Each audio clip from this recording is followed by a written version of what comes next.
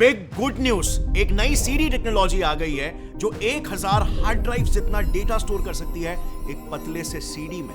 यकीन करना मुश्किल लग रहा है, राइट? ये सीडीज तो ऑलमोस्ट बाबा आदम के जमाने के लगते हैं कि शायद ही इन्हें आज कोई यूज भी करता होगा। एक समय था जब हार्डली इनमें कोई 1 या 2 मूवीज ही आ पाती थी, पर आज इनका एक बार फिर से कमबैक हो गया है, वो भी एक हीरो एंट्री के साथ। 1 से 2 मूवीज की जगह अब इसमें आप 10 से 20 लाख मूवीज भर पाओगे, वो भी फुल HD कैपेसिटी में। हाल ही में चाइना के कुछ रिसर्चर्स ने एक ऐसी नई सीडी टेक्नोलॉजी बनाई है जिससे सिर्फ एक सीडी में आप 1.6 पेटाबाइट्स यानी कि सिंपली 16 लाख जीबी जितना डेटा भर के रख सकते हो। फॉर कंपैरिजन, इतना डेटा स्टोर करने के लिए गूगल जैसे बड़े कंपनीज एक ऐसा कबर्ड जितना बड़ा सर्वर यूज करते हैं। अब ये पूरी स्टोरेज कैपेसिटी बस इतने पतले से सीडी में। सबसे बड़ा सवाल यहां पर यह आता है कि सीडीज के मार्केट से जाने के बाद आखिर चाइना ने इसमें ऐसा क्या कमाल करके बता दिया जो पूरी दुनिया नहीं कर पाई। सभी ने सीडीज के आइडिया को ही रिजेक्ट कर दिया था, लैपटॉप से तक इसके स्लॉट्स को निकाल दिए गए थे, बट चाइना ने कैसे इसी आउटडेटेड आइडिया को इस सदी के one of the most genius ideas में बदल दिया। और क्या आगे चल के ये न्यू सीरीज स्टोरेज इंडस्ट्री को पूरी तरह से डिस्टरप्ट ही कर देंगे, जैसे जियो ने इंटरनेट इंडस्ट्री के साथ किया था? क्या hard disk, SD cards, pen drives, SSDs ये सारे सिर्फ इतिहास ही बन के रह जाएंगे जैसे फ्लॉपी डिस्क के साथ हुआ? एंड फाइनली इन नए सीडीज का कॉस्ट क्या रहेगा? क्या इन्हें हम जैसे आम कंज्यूमर्स अफोर्ड भी कर पाएंगे? वेल, इन्हीं सभी सवालों के जवाब छुपे हैं इस नए सीडी के एक्चुअल टेक्नोलॉजी के पीछे। चलिए समझते हैं इस टेक्नोलॉजी को आखिर लाया ही क्यों गया था इन द फर्स्ट प्लेस। हुआ कुछ यूं, 60s के दशक में एक फिजिसिस्ट थे जेम्स रसल नाम के। उन्हें म्यूजिक का बहुत ही शौक था और इसीलिए हर शाम जैसे ही उनका काम खत्म होता वो घर आकर अपने विनाइल रिकॉर्ड पर गाने सुनते। अब ये विनाइल रिकॉर्ड्स वैसे तो ऑलमोस्ट एंटायरली 2000s तक मार्केट में से खत्म ही हो गए, बट इनके मार्केट में फेल होने के पीछे इनकी टेक्नोलॉजी में एक बहुत ही मेजर फ्लॉ था। दरअसल इन सिस्टम्स में एक बड़ी सी विनाइल डिस्क पर ऐसे ग्रूव्स कार्व किए होते थे और उन ग्रूव्स पर मूव करते वक्त जब एक नीडल ऐसे वाइब्रेट करती थी, उन वाइब्रेशंस को एक हॉर्न के जरिए एम्पलीफाई करके म्यूजिक प्ले किया जाता था। इस सेटअप में रसल ने देखा कि विनाइल रिकॉर्डर का स्टील से बना स्टाइलस यानी कि वो नीडल स्क्रैच कर करके ओवर टाइम विनाइल रिकॉर्ड को खराब करता था एंड एज अ रिजल्ट उससे साउंड क्वालिटी गुजरते वक्त के साथ खराब होते जाती थी। उन्होंने इस हार्ड स्टील नीडल के जगह पर फिर एक सॉफ्ट कैक्टस नीडल को भी फिट करके देखा, but then the problem was कि हर 7 से 8 दिन बाद अब उन्हें उस नीडल को भी शार्प करना पड़ता। अल्टीमेटली रसल ने यह सोचा कि स्क्रू ऑल ऑफ दिस, इस प्रॉब्लम को सीधा जड़ से ही सुलझाते हैं और उन्होंने अपने विनाइल रिकॉर्डर से नीडल को ही हटा दिया और सोचा मैं एक ऐसा स्टाइलस बनाऊंगा जो डिस्क को बिना छुए उसे प्ले कर सकेगा। और बस यहीं से जन्म हुआ सीडीज के कॉन्सेप्ट का, जिसमें अब एक लेजर लाइट किसी स्टाइलस नीडल की तरह एक डिस्क को पढ़ने वाली थी। अब गाइस, मैं आपको अपने वीडियोस में चीजें इन्वेंट कैसे हुई थी ये भी इसीलिए बताता हूं ताकि आप एक प्रॉब्लम सॉल्विंग माइंडसेट डेवलप कर सको। देखो, साइंस हमें ना एक प्रॉब्लम सॉल्विंग माइंडसेट देता है जो हमें अपने लाइफ के भी प्रॉब्लम्स को सॉल्व करने में हेल्प करता है। मेरी लाइफ के अनगिनत प्रॉब्लम्स को मैंने साइंस के नॉलेज से ही सॉल्व किया है और इसीलिए मैं ये चाहता हूं कि आप भी ये माइंडसेट डेवलप करो। साइंस एक चीट कोड की तरह है जो बेसिकली आपको दूसरों से हर वक्त एक कदम आगे रखेगा। कहानी में वापस आते हैं। सीडी टेक्नोलॉजी के जन्म के समय मिड 60s और अर्ली 70s में कंप्यूटर्स जैसे डिजिटल सिस्टम्स यानी वो जो जीरोस और वंस में डेटा को प्रोसेस करते हैं, ये धीरे धीरे जोर पकड़ रहे थे और ऑलमोस्ट सारे डेटा प्रोसेसिंग सिस्टम्स, फिर चाहे वो एक सिंपल कैलकुलेटर हो या एक कॉम्प्लेक्स म्यूजिक प्लेयर, ये सब डिजिटल पर शिफ्ट हो रहे थे। फ्यूचर टेक्नोलॉजी को ध्यान में रखते हुए रसल ने विनाइल डिस्क को मॉडिफाई किया और पहला ऑप्टिकल डेटा स्टोरेज डिवाइस बनाया कॉल्ड ऑप्टिकल डिस्क्स। और फिर फिलिप्स और सोनी ने मिलकर इसे मेन स्ट्रीम में लाया बाय द अर्ली 90s और देखते ही देखते सीडीज, डीवीडीज और ब्लू-रे डिस्क के रूप में ये ऑप्टिकल डिस्क पूरी दुनिया में छा गए। अगर आप मिलेनियल या जेनजी हो तो आई एम श्योर आपको भी पता होगा मिड 90s और अर्ली 2000s में ये ऑप्टिकल डिस्क कितने ही फेमस हुआ करते थे। हर किसी के घर में एक ऐसा सीडी से भरा हुआ बैग तो होता ही था और जब हमें अपने पसंदीदा सॉन्ग्स ऑनलाइन डाउनलोड करके सीडी में भरने होते थे तो हम 10-10 रुपए के अपने नजदीकी हार्डवेयर स्टोर से एक ब्लैंक सीडी खरीद लेते थे और उसे कंप्यूटर पर बर्न करते थे। एक टेक्नोलॉजी जो 90s में आई वो सिर्फ एक ही दशक में घर घर तक आखिर कैसे पहुंच गई और लोगों ने इसे इमीडिएटली कैसे अपना लिया, गिवन दैट लोग यूजुअली नॉस्टैल्जिया के चलते नई टेक्नोलॉजी पर तुरंत स्विच नहीं करते? वेल, हमें अपनी रिसर्च में यह पता चला कि ऑप्टिकल डिस्क बाकी सभी स्टोरेज टेक्नोलॉजीज से इतने एडवांस थे कि उन्होंने मजबूर कर दिया लोगों को to give them a chance, और ये वर्ड ऑफ माउथ पब्लिसिटी बहुत जल्दी हो गई। और यही सेम चीज भी एक रीजन है कि optical disc are once again making a comeback. दरअसल इन ऑप्टिकल डिस्क का सिस्टम काफी सिंपल था। इन डिस्क में एक पतली एल्यूमिनियम की लेयर प्रोटेक्टिव प्लास्टिक के अंदर पैक्ड होती थी। सो एक नॉर्मल सीडी में ऐसे फ्लैट्स और पिट्स का पैटर्न होता है जिस पर लेजर लाइट की मदद से डेटा स्टोर करते हैं। पिट्स की गहराई लेजर लाइट के वेवलेंथ की 1/4 होती है और इसीलिए लैंड से पिट्स जाते वक्त ट्रांजिशन में लाइट रिफ्लेक्शन में बदलाव आता है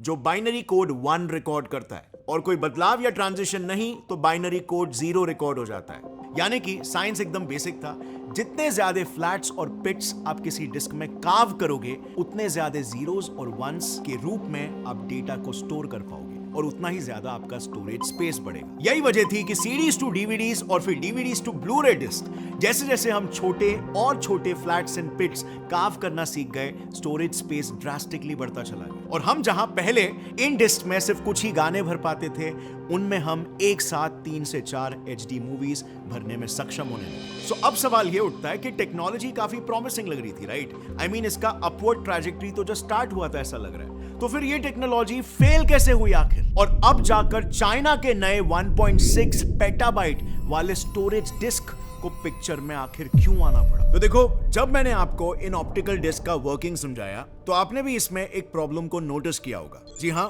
हम इन डिस्क पर मौजूद फ्लैट्स और पिट्स को चाहे कितना ही छोटा बना ले, for a laser light to efficiently read it, हमें उन्हें फिर भी थोड़ा बड़ा रखना ही पड़ेगा। हम उन्हें एकदम एटम्स या इलेक्ट्रॉन्स के साइज जितना छोटा नहीं बना सकते। यानी कि इवॉल्विंग टेक्नोलॉजी के साथ जैसे जैसे हमारा डेटा कंजम्पशन बढ़ रहा था, नेचुरली हमें और ज्यादा स्टोरेज की जरूरत थी और आगे भी बढ़ने वाली थी। लेकिन इन डिस्क के लिमिटेड सरफेस एरिया की वजह से ये हमारे नीड्स के साथ फॉरएवर कीप अप नहीं कर पा सकता था। और बस इसी रियलाइजेशन के साथ सभी मेजर टेक कंपनीज ने ऑप्टिकल डिस्क को डिच कर दिया और समय रहते नए स्टोरेज टेक्नोलॉजीज पर शिफ्ट हो गए।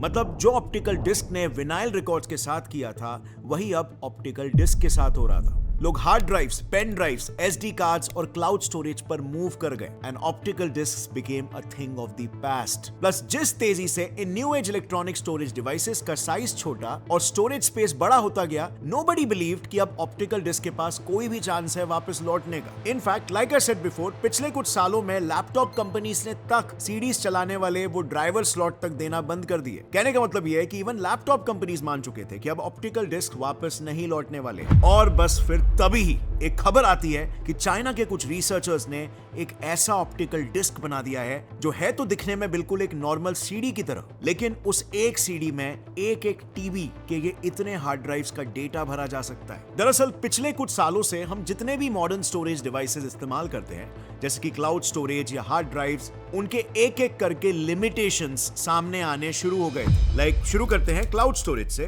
2018 में एक हैकर ने पुणे के कॉस्मोस बैंक से उसके क्लाइंट्स के डेबिट और क्रेडिट कार्ड डिटेल्स को चुराकर 94 करोड़ रुपीस अपने अकाउंट में ट्रांसफर कर लिए। और फिर इस हादसे के 4 साल बाद यूएस के one of the largest financial providers Flagstar bank के डेटाबेस से भी 1.5 मिलियन कस्टमर्स के सिक्योरिटी नंबर्स लीक हो गए। और ऐसे केसेस पूरे दुनिया भर में रिपोर्ट किए जाने लगे, कुछ बड़े तो कुछ छोटे। पर आखिर ऐसा क्यों हो रहा था? बिकॉज ऑफ क्लाउड स्टोरेज, जो इंटरनेट से जुड़ा हुआ होता है। फिर रही बात दूसरे स्टोरेज डिवाइसेस जैसे SSDs या हार्ड ड्राइव्स की, तो इनमें भले ही हमें क्लाउड स्टोरेज जितना स्पेस तो मिल जाता है, लेकिन हम उसमें लंबे समय तक डेटा को स्टोर नहीं कर सकते। They are not reliable because they are mechanical after all. और ये दोनों भी डिवाइसेस मैग्नेटिक फील्ड से भी इन्फ्लुएंस होते हैं। यानी अगर गलती से भी इन डिवाइसेस के सामने स्ट्रॉन्ग मैग्नेटिक फील्ड आ जाती है तो इनमें मौजूद सारा डेटा एट वंस करप्ट हो जाएगा।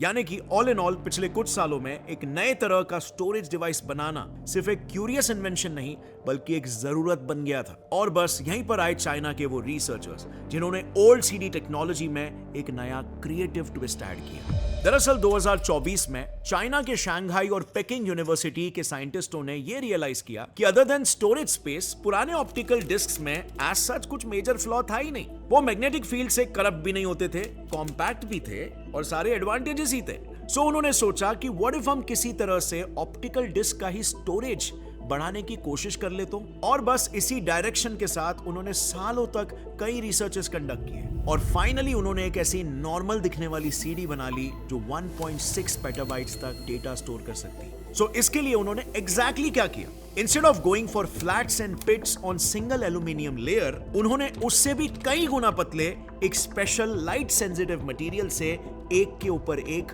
ऐसे 100 लेयर्स पैक किए, वो भी सेम थिकनेस वाले डिस्क में जो पहले मिला करते थे। दरअसल इस नए सीडी को बनाने के लिए उन्होंने नॉर्मल सीडी में बस 2 मॉडिफिकेशंस किए। पहला, उसका मटेरियल, जिसे बनाने के लिए उन्होंने DDPR यानी dye doped photoresist material का इस्तेमाल किया। इसकी खासियत यह थी कि ये डेटा को डेंसली पैक करके स्टोर कर सकता था और इससे हुआ ये कि वो एक लेयर को सिर्फ 1 माइक्रोमीटर जितना थिन रख पाए और 1 मिलीमीटर थिकनेस जितने सीडी में ऐसे 100 लेयर्स को फिट कर पाए। देन दूसरा मॉडिफिकेशन, उन्होंने नॉर्मली इस्तेमाल होने वाले सिंगल लेजर की जगह अब 3 लेजर्स इस्तेमाल किए for reading and writing the data.